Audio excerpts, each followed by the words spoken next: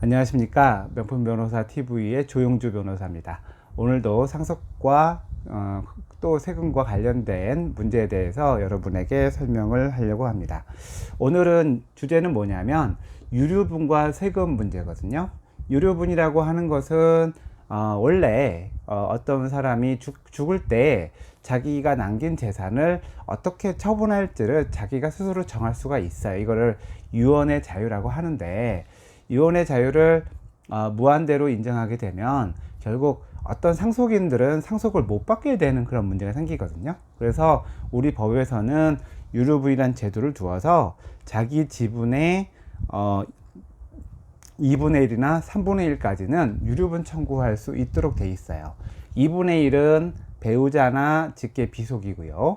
직계 존속이나 형제자매 같은 경우에는 3분의 1, 자기 지분의 3분의 1까지 유류분을 받을 수 있도록 되어 있습니다.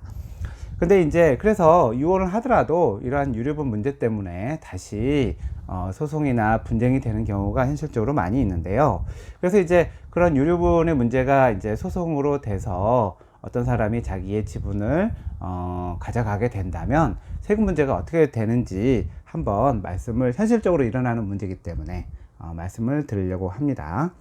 자, 그래서 앞에서 말씀드렸다시피 어떤 상속인 같은 경우에 아무리 그 부모가 저 자식한테는 상속 안 줘라고 하더라도 그 사람의 지분의 2분의 1까지는 유류분 청구가 가능해요. 그래서 그 소송을 통해서 유류분을 이제 그 소송하게 되는데, 기본적으로 유류분이라고 하는 것은 자기가 받아야 될 것의 지분을 가져가는 게 원래 원칙인데, 근데 이제 부동산을 지분으로 가져가게 되면 이제 부동산 자체에 여러 개의 공유 지분이 생기게 되니까 이거를 활용하거나 뭐 또 처분하는 데 있어서의 어려움이 있다 보니까 사실 재판에서는 그 지분 상당의 금액을 지급하는 것으로 뭐 조정하거나 판결을 하는 경우가 있습니다. 그게 많이 있는데요. 그럴 때 이제 문제가 생기는 게 뭐냐면, 일단은 유류분 소송이 이루어져서 일부 부동산의 지분이 넘어갔을 때, 그러면 유류분은 그 상속 개시 시에 소급해서 그때 그 부동산을 그 일부를 그 유류분권자 상속인이 가져가는 게 되는데, 그러면 법이 어떻게 평가하냐면, 특히 상속세법에서는 상속이 일어났을 때로부터 10년 동안 일어난 그 증여를 다 포함을 해서 그걸 가지고 이제 상속세 과세 표준으로 해서 세금을 부과하는데, 이전에 10년 전에 근데 이 유류분 같은 경우에는 또 공동상속인 같은 경우에는 뭐 한도가 없지만, 일단은 그 10년 사이에 들어있는 부분이라고 한다면 그게 이제 그 금액이 새로 산정을 하게 돼요. 왜냐하면 유류분 해서 되면 결국은 그 증여한 거가 취소가 되고 그 상속 개시 당시에 증여한 거로 봐서 상속재산의 평가가 유류분을 하게 되면 상속 개시 시의 시점으로 평가를 하게 되고, 원래 유류분이 없었다면 원래 증여했을 당시의 가격으로 평가를 하는데, 부동산이라고 하는 것이 시간이 흐르면 가치가 상승을 하잖아요. 그래서 만약 그게 상승한 것이 없거나 미약하다면 세금에 별로 영향이 미치지 않겠지만, 증여된 시점이 10년이고 그 돌아가신 게 이제 10년 이후라고 한다 그러면 그 사이에 부동산의 평가는 아마 크게 차이가 날 수도 있거든요. 만약 그 사이에 5억이 올랐다고 하는 경우에는 상속세 과세 표준이 5억이 올라 버려요.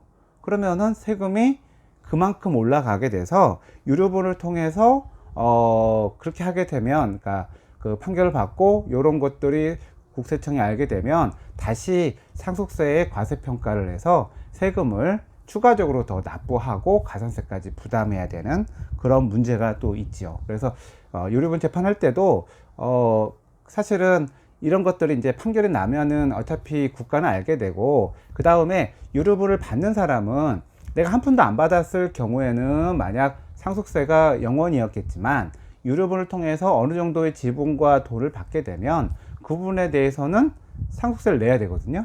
그래서 또 상속세를 다시 계산해야 되고 상속세를 유류분권자도 부담해야 되기 때문에 유류분 소송하는 사람도 내가 나중에 돈을 또 상속세를 얼마 내야 되는지. 근데 어차피 하나도 못 받았으니까 상속세를 내더라도 유류분 소송을 하겠지만 그런 문제도 고려할 필요가 있는 거고요. 그리고 앞에서 얘기한 것처럼 지분을 받지 않고 지분 상당액의 현금을 받으면 결국은 등기는 되어 있는 다른 상속인으로 되어 있는 걸 갖다가 자기의 지분 상당의 또 것을 현금으로 받는 거는 그거는 그 양도로 평가돼서 요 받는 사람이 저 양도소득세를 내야 돼요. 왜냐하면 그 부동산의 일부 지분의 몫은 그 사람 거를 평가해서 돈으로 받기 때문에 결국 자기 지분을 돈 주고 판 거거든요.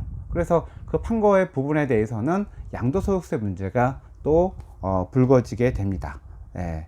그래서 이제 받는 사람은 현금으로 받게 되면 양도소득세와 상속세를 내야 되는 것이고, 그리고 전체적으로 유류분의 그것이 이전에 비해서 부동산 가격이 올라서 평가 시점이 달라지기 때문에 그 상속세가 과세 표준이 올라갈 수 있게 됩니다.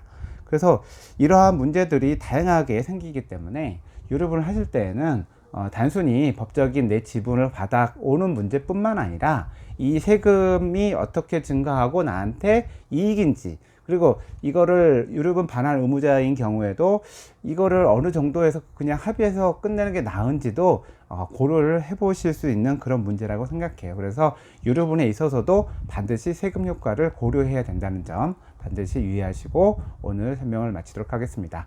여러분, 오늘 주제가 유익했다면 좋아요와 구독 꼭 부탁드리겠습니다.